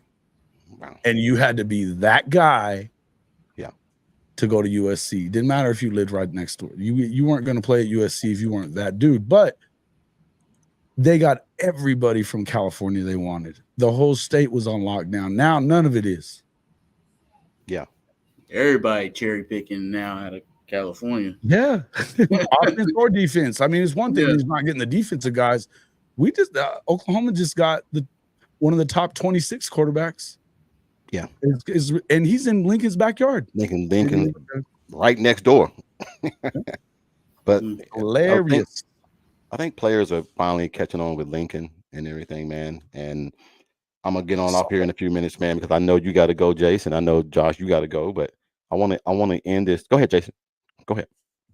Oh, Go nothing. ahead. I was just saying, no, I agree. I think that he's soft. He's just soft. I mean, that's the whole thing about it. But I feel kind of the same way about Gundy. We were talking about Gundy a minute ago. And I think that when you refuse to play Oklahoma, it's not whether you win that game or not. And I understand it. He's only won 4 times out of 20.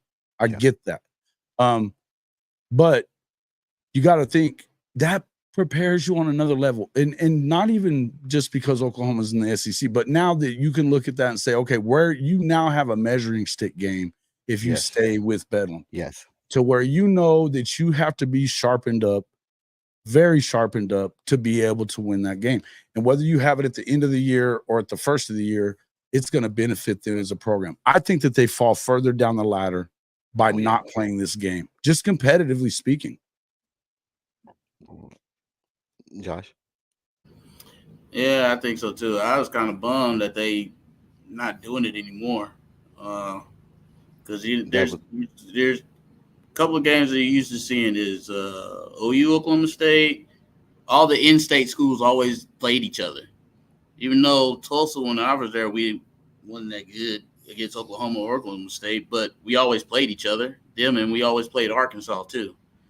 Probably And helps you though, right? It probably helps yeah, you when you got yeah, into conference play.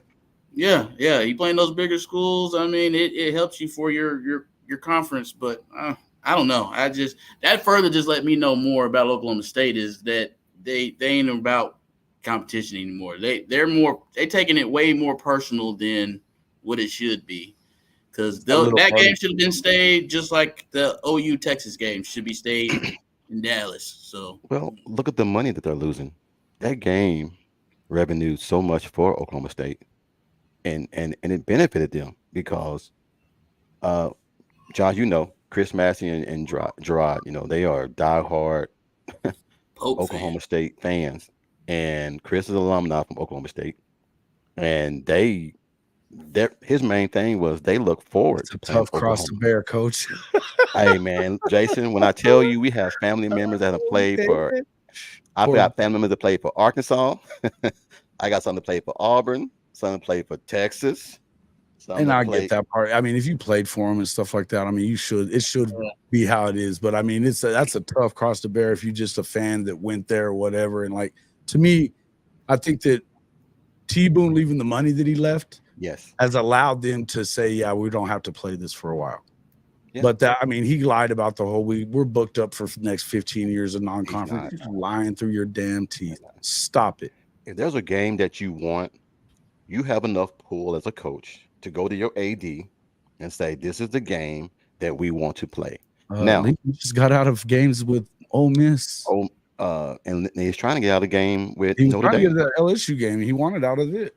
Yeah. Him and Cold Turd trying to saying that, yeah, we don't need to be playing them. You're just running from competition. They're trying to get out of the Notre Dame game. I mean, he's really, really setting it up to get out of Notre Dame. Yeah. What? I know The Coach Big is gonna Ten be ain't that crazy on good, that, bro. Jason. Come on, man. Come Coach on. will go crazy on that because that Coach is nuts. a pivotal game that has always been Notre Dame and USC. 100-year-old rivalry, and you're gonna Yes. throw it away because you got a weak sauce coach. Unbelievable. Well, because you're scared of getting your butt Scared to whooped. death on national television. If he literally is valuing his own career on playoff appearances. Yeah. So, because you know damn good and well, if you don't play these tough games outside of the games in conference, I don't care if you get to the playoff. You ain't winning it. As we've seen at Oklahoma, they weren't winning it. Not with the way he did things. They were getting mopped up. Yeah. All but the one time. That one overtime game that they had. The rest of the time, they got blown the hell out. Yeah. Mm-hmm. So, yeah, man.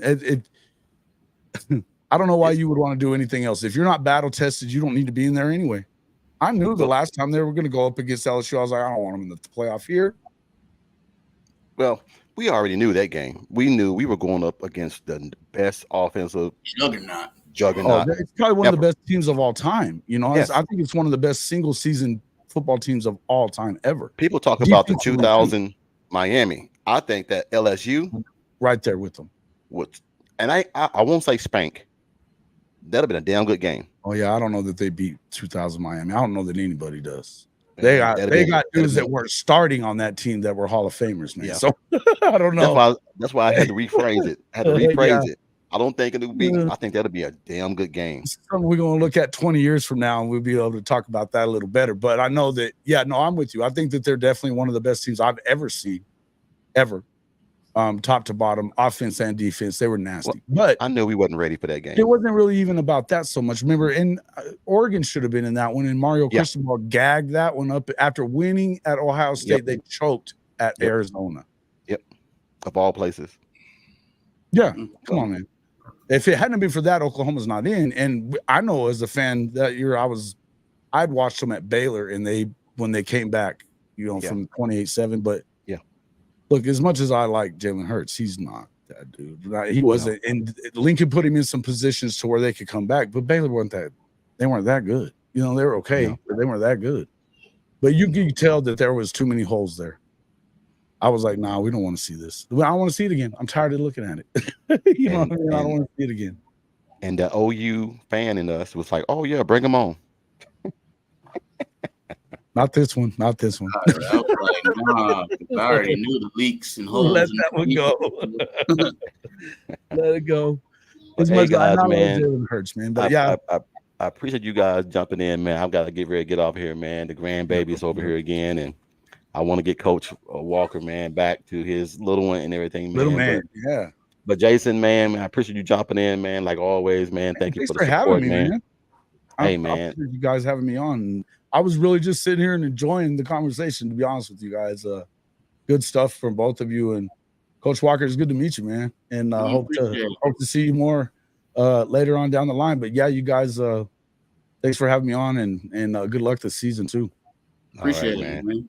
All right, well, you guys take care, man. And hey, everybody, thanks for jumping in, man. And like I said, we'll try to get this out. Oh yeah, we're gonna throw the horns down always and everything. That's one thing that we are going to do all 3 ways. You guys, man, have a good one, man. Stay blessed, man. And Coach Rick's out, man. We check you guys later, man. All right. All right.